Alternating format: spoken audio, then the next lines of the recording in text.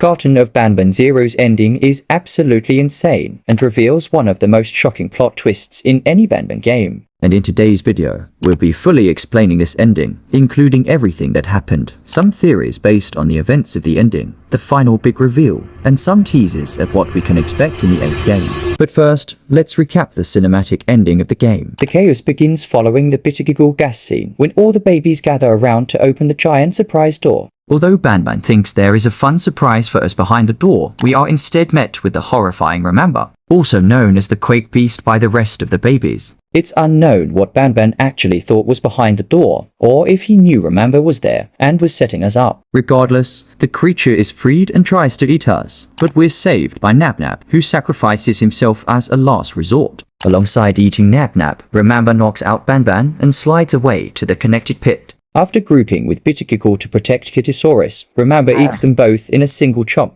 Banban calls us out, and we return to him to reconnect, until the ground beneath us falls, sending us tumbling to an underground cave system. Afterwards, the player and Banban split up, with Banban giving us Truffle Toot as our only means to navigate the caves. A chase scene with Remember begins, as we run through the dark caverns, until the Quake Beast corners us, and with no way of escape, all hope is seemingly lost. Until Banban jumps out of Remember's mouth, now in his baby hellish form. We're launched into the air as an epic battle between Banban and Remember in the connected pit begins, providing some really cool action scenes, until Banban finishes of Remember by striking his eye, seemingly defeating the beast. All of our friends are launched out of Remember's mouth, including Banban, being the only conscious one in the group, where he then offers us to play another game of hide and seek, which is where the final big twist is revealed. Returning to the story, Banban shows us his second best hiding spot, a brown, simple closet in a monotone room. Banban asks us to enter the closet. We walk in, and he shuts it on us,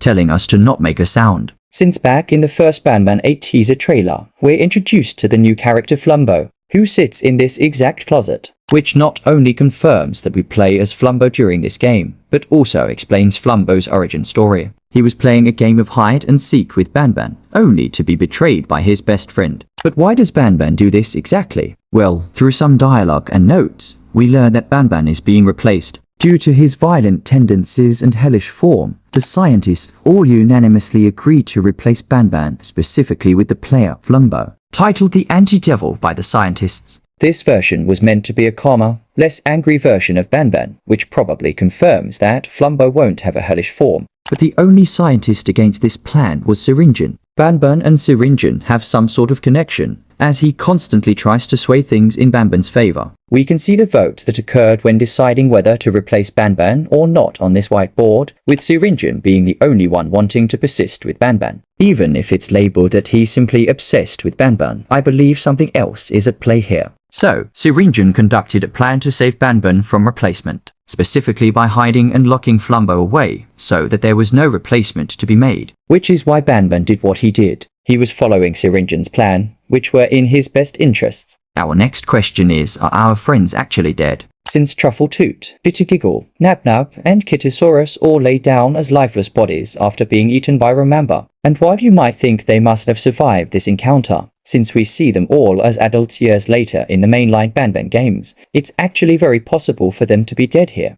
Since we learned that the scientists are able to replace the mascots, and have done it multiple times in the past. And they could have just replaced these dead experiments with different ones. And finally, what does this ending tell us about what will happen in the 8th game? Well, this betrayal on Banban's end will not be taken lightly by Flumbo. As once he is freed, he'll realize what Banban did, and presumably be very mad about it, probably being an antagonist in the 8th game.